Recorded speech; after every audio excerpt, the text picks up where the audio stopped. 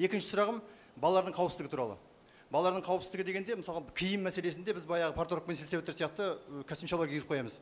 Ал негізгі ол балалардың қауіпсіздігіне өте қауіпті. Осыдан 7-8 жыл бұрын мен магистранттарға зерттеу жүргізіп көрдім. Бір ғана жолағы болса баланың киімінде, ол 50 метр жерден байқалады жүргізушіге.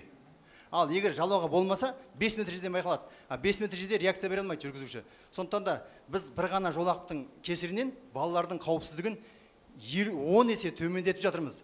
Ал жыл сайын адам өлетін, ДТП-дан өлетін адамдардың саны 2,5 мен 3 мыңның арасында. 10 жылда сонда біз 25-30 мың жоғалттық. 10 жыл Ауғанстанда біз 10 мың әскер жоғалттық. Ал 10 жылда біз 25 мың адам жоғалттық. Соның ішіндегі 3-тен бірі балалар. Балаларды біз бір ғана жолақ үшін Маңғыстауда түйеге жаңа жолақ салып, солай істеп жатыр. Енді осыны, сосын балалардың жаңа киіміне байланысты өзің шешерсің. Өйткені бала деген жыбырлақ балалар ғой негізі. Сондықтан оларға не классикалық үлгі емес, не спортивтік үлгі емес, ортасындағы бір үлгіні табуға жаңа кеңес берсеңіздер, немесе жаңа нұсқау берсеңіздер жақсы болады. Рахмет. Көп рахмет. Сіздің киім мәселесіне қатысты да бұл өте жақсы пәннің бағдарламасы бойынша ұсыныстарыңыз болса, бірге жұмыс істейік.